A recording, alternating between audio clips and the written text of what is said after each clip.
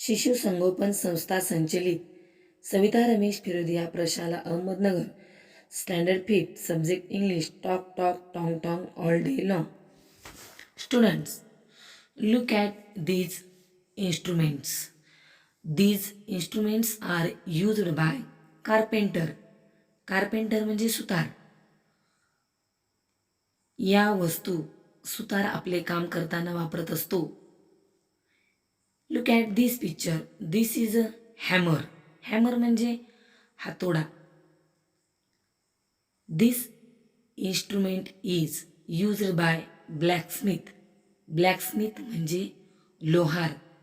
लोखंडाचे काम करताना लोहार या हातोड्याचा वापर करतो. याविषयीची ही गोष्ट आपण पाहणार आहोत. Long long ago in the far away land of Korea there was a minister. Minister म्हणजे मंत्री. On the right of his house there lived a blacksmith. Blacksmith म्हणजे लोहार. On the left there lived a carpenter म्हणजे सुतार. आणि live म्हणजे राहणे. Live या क्रियापदाचा lived हा काय आहे? Past tense. The blacksmith and the carpenter began their work early in the morning. Tong tong tong, the blacksmith beat the iron with his big hammer. Iron म्हणजे लोखंड. तो लोहार सकाळी सकाळी उठल्याबरोबर त्याच्या कामाला सुरुवात करायचा आणि टॉंग टॉंग असा आवाज करत त्याचं काम सुरू ठेवायचा. Talk talk talk, the carpenter work with his small hammer. Carpenter म्हणजे सुतार आपल्या छोट्या हातोडीने टॉक टॉक टॉक टॉक असा आवाज करत लाकडी काम करायचा. किर किर किर, ही used he saw to cut the wood. Saw म्हणजे करवत. They work day and night and made lot of noise. Noise म्हणजे आवाज. ते रात्रंदिवस काम करायचे आणि खूप आवाज करायचे. All that noise disturb the minister. त्या आवाजाचा त्या मंत्र्याला सतत त्रास व्हायचा आणि म्हणून मग तो मंत्री म्हटला, I must do something about this. मला काहीतरी केलंच पाहिजे. त्याने असा विचार केला. One day the minister called the blacksmith. तर एके दिवशी त्या मंत्र्याने लोहाराला बोलावले आणि सांगितले, I order you to shift your house somewhere else. मी तुला आज्ञा देतोय की तुझं घर दुसरीकडे कुठेतरी तू स्थायिक हो. Then he called the carpenter and give him the same order. त्या मंत्र्याने दोघांनाही घरे बदलण्याची आज्ञा दिली. पहा विद्यार्थ्यांनो, तुमच्या लक्षात येईल की इथे I order you to shift your house somewhere else हे जे वाक्य आहे ते डबल इन्व्हर्टेड कॉमा म्हणजे अवतरण चिन्हामध्ये लिहिलेले आहे. After a few days the blacksmith went to the minister. थोड्या दिवसांनी तो लोहार मिनिस्टरकडे गेला. I am moving my house tomorrow. मी माझं घर उद्या बदलत आहे. He told the minister. The minister was happy. He said, that's very kind of you. You are such a good man. Please stay for lunch today. लोहाराने मी घर बदलणार असं सांगितल्यावर मंत्री खूप खुश झाला आणि त्याने त्याला दुपारच्या जेवणासाठी थांबवून ठेवले. विद्यार्थी मित्रांनो, येथे सुद्धा डबल इन्व्हर्टेड कॉमामध्ये काही वाक्य आली आहेत. हे एक विरामचिन्ह आहे. ते केव्हा वापरतात? जेव्हा बोलणाऱ्याच्या तोंडचं वाक्य आपल्याला सांगायचं असतं त्यावेळेला डबल इन्व्हर्टेड कॉमा वापरला जातो. तुम्ही इथेही उदाहरणे पाहू शकता. डबल इन्व्हर्टेड कॉमा म्हणजे दुहेरी अवतरण चिन्ह. इथे गो या क्रियापदाचा वेंट हा भूतकाळ आलेला आहे. Then the carpenter came. I am also moving my house tomorrow, he told the minister. The minister was overjoyed. Overjoyed म्हणजे खूप खुश होणे. Oh no, you are too kind, please stay for lunch today. अरे बापरे, तू तर खूपच दयाळू आहेस, दुपारच्या जेवणासाठी माझ्याकडे थांब. राजाने त्यांना दुपारच्या जेवणाचे आमंत्रण दिले. The minister offered his neighbours many tasty dishes, sweets and fruits. Then he said goodbye to them. मंत्र्याने त्यांना वेगवेगळ्या प्रकारच्या खाद्यपदार्थांची, फळांची आणि मिठायांची मेजवानी दिली आणि त्यांना तो गुड बाय म्हणाला.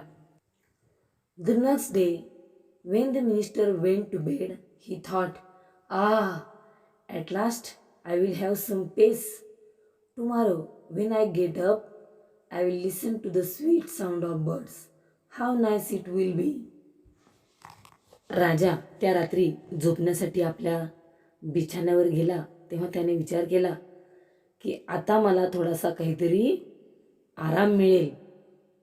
उद्यापासून सकाळी उठल्याबरोबर मी या लोहार आणि सुताराचा आवाज ऐकण्यापेक्षा छान पक्ष्यांची आवाज, गाणे ऐकेल. किती सुंदर असेल ते, असा त्याने विचार केला आणि तो झोपी गेला. येथे मी उद्गारवाचक चिन्ह म्हणजे एक्सक्लेमेशन मार्क या चिन्हाखाली बाण दाखवला आहे.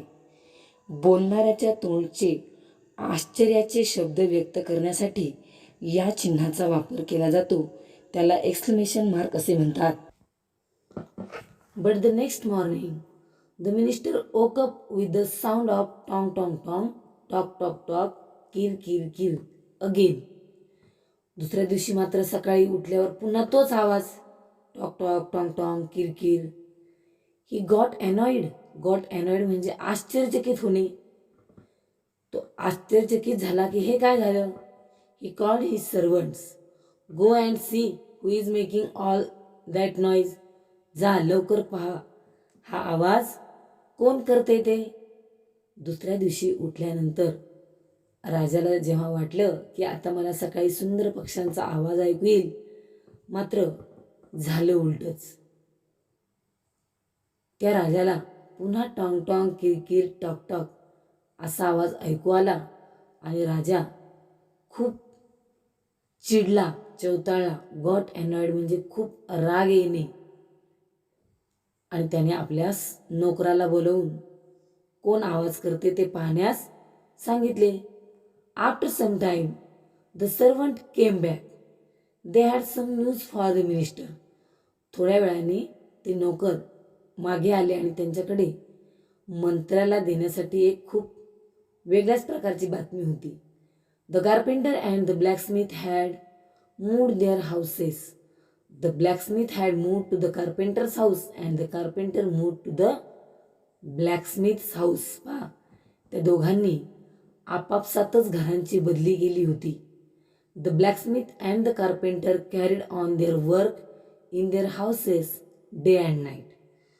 त्यांनी घरं बदलल्यामुळे त्यांच्या कामामध्ये कुठलाही बदल झाला नाही, तर रात्रंदिवस टॉंग टॉंग, टॉक टॉक, किरकिर आवाज करण्याचं काम त्यांचं चालूच होतं. सुतार आपलं काम करतच राहिला, लोहार आपलं काम करतच होता. फक्त त्यांनी आपापल्या घरांची अदलाबदली केली होती. इथे डे म्हणजे दिवस आणि नाईट म्हणजे रात्र हे विरुद्धार्थी शब्द आले आहेत. ही एक छोटीशी गोष्ट होती. आता आपल्याला वेगवेगळ्या प्रकारचे व्यवसाय, त्यासाठी लागणारं साहित्य आणि त्यासाठी करण्यात येणाऱ्या ॲक्शन्स म्हणजे कृती कोणकोणत्या आहेत याचा अभ्यास करायचा आहे. पहा, ऑक्युपेशन म्हणजे व्यवसाय. पहिला आहे टीचर. टीचर कोणकोणते साहित्य वापरतो? Chalk, board, duster, pen, computer. Action कोणकोणत्या करतो? Write, read aloud, explain, show, ask questions, test, examine. याचप्रमाणे कुक म्हणजे स्वयंपाकी कोणते साहित्य वापरतो आणि कोणत्या कृती करतो. टेलर म्हणजे शिंपी कोणते साहित्य वापरतो आणि कोणत्या कृती करतो. आर्टिस्ट कलाकार कोणते साहित्य वापरतो आणि कोणकोणत्या कृती करतो. मेकॅनिक मेकॅनिक म्हणजे वाहने दुरुस्त करणारा कोणते साहित्य वापरतो आणि कोणत्या कृती करतो. या सर्वांची माहिती इथे दिली आहे, ती वाचा आणि आपल्या वहीत लिहा, त्याचा अभ्यास करा.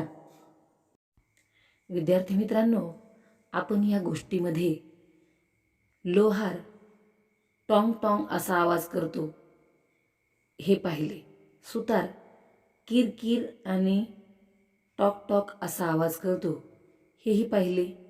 आता आपण आणखी काही आवाज अभ्यासणार आहोत. पहिला आहे beep beep, ding dong, tring ट्रिंग,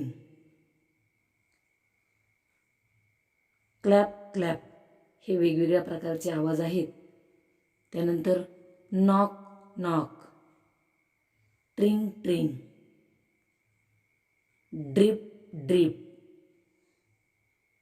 tick tock अशा वेगवेगळ्या प्रकारच्या ध्वनिदर्शक शब्दांची यादी करा.